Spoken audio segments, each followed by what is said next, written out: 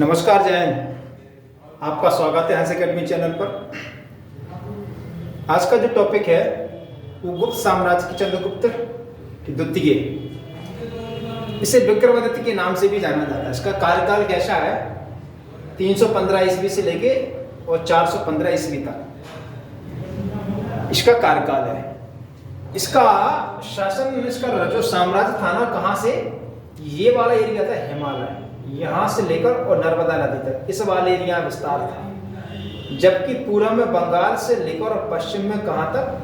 गुजरात तक इस वाले ये इसका साम्राज्य था। ये था साम्राज्य इसका, चंद्रगुप्त द्वितीय का साम्राज्य। उत्तर में हिमालय से लेकर दक्षिण में नर्मदा नदी, जबकि पूर्व में बंगाल से लेकर और पश्चिम में गुजरात तक इसका विस्तार था। इसकी उपाधियां कौन कौन सी थी? विक्रमांक, परम भागवत और विक्रमादित्य के नाम से ये जाना जाता था। इसकी ये उपाधियां थी। समुद्रगुप्त का यह लड़का था। गुप्त साम्राज्य अगर शीर्ष पर था, चरम उत्कर्ष पर था, तो वो इसी के शासनकाल में हुआ है। इसका शासनकाल कला व साहित्य का स्वर्ण युग कहा जाता है।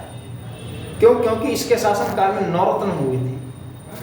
उसके 9 रत्न थे कौन कौन से?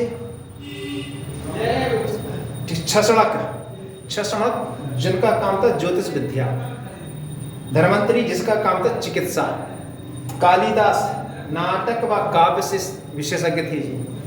इन्हें भारत का शेक्सपियर कहते हैं। कालिदास को कहते हैं भारत का शेक्सपियर। अमर सिंह जो कि शब्दकोश की रचना की, मतलब इनका विभाग ये था। बराह मिहिर ज्योतिष विज्ञान का कार्य देखते थे। वरुचि जिस जो कि व्याकरण का कार्य देखते थे। शंकु वास्तुकला का कार्य देखते थे। वेताल भट्ट जो कि जादू से संबंधित थे, और हरिसेन जो कि कवि थे। ये 9 रत्न इतिहास में अकबर, चंद्रगुप्त द्वितीय और अकबर, ये 2 लोगों के पास क्या होंगे? 9 रत्न नहीं इतिहास में, और भारतीय इतिहास में किसी के पास में 9 रत्न नहीं है। सबसे पहले रजत मतलब सिल्वर मुद्राओं का जो चलन था वो इसी के शासनकाल में हुआ था आरंभ। अब क्या क्या चीजें बन गई? क्वेश्चन कहाँ से बन सकते हैं कि शीर्ष मतलब गुप्तों के शीर्ष में शीर्ष का चरम उत्कर्ष था वो विक्रमादित्य का। रजत मुद्राओं का सबसे पहले चलन इसी के शासनकाल में। कला व साहित्य का स्वर्ण युग इसी का शासनकाल को जाना जाता है। चीनी यात्री था फाइयान, इसी के शासनकाल में भारत आया था। भारत क्यों आया था? ताकि वह बौद्ध चीन जो देश है बौद्ध धर्म से संबंधित है। तो बौद्ध मतलब महात्मा बुद्ध के कौन कौन से स्थल थे उसका घूमने के लिए आया था। तो उसने कहा, उसने अपने विवरण यात्राओं में क्या कहा कि भारत एक मध्य देश है जो कि ब्राह्मणों का देश है। यहाँ मृत्युदंड नहीं दिया जाता है। बार बार राजद्रोही करने पर आपका दाहिना हाथ काट दिया जाता है। ऐसा यह यात्री कहता है। यह एक धर्माचार था, धर्म का आचार था। इसको बचपन में कुड़ नाम के नाम से जाना जाता था। किसको? चीनी यात्री फाइयान को कुड़ नाम से जाना जाता था।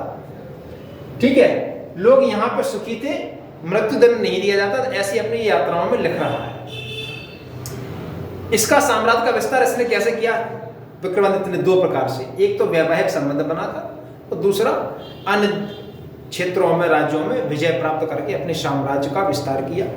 तो इसने वैवाहिक संबंध बनाकर किस प्रकार से साम्राज्य का विस्तार किया? मथुरा में जो अक्षत्र वाला एरिया था वहां पर नागवंश था, इसके समकालीन था।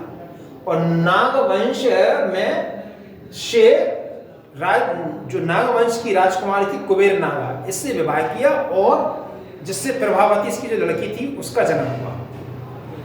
इसके बाद फिर महाराष्ट्र में वाकाटक वंश था, इसके समकालीन था। वाकाट जो शासक था रुद्रसेन द्वितीय, उससे क्या किया कि जो प्रभावती पुत्री थी उसकी शादी कर दी किससे? रुद्रसेन द्वितीय से। तो मथुरा का चला गया, इसके साम्राज्य मिला लिया इसने अपने। वाकाटक जो शासन था महाराष्ट्र वो भी चला गया इसके शासनकाल में। इसके बाद कर्नाटक में कदम्ब राजवंश था।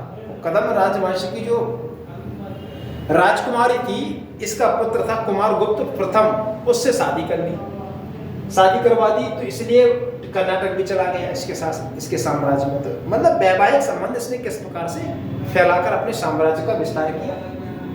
ये कुछ जानकारी किसके शासन से संबंधित थी? चंद्रगुप्त द्वितीय के शासनकाल से। टॉपिक अगर आपको अच्छा लगा हो तो इसको लाइक करें, सब्सक्राइब करें, अन्य लोगों तक शेयर करें। Thank you. जय हिंद।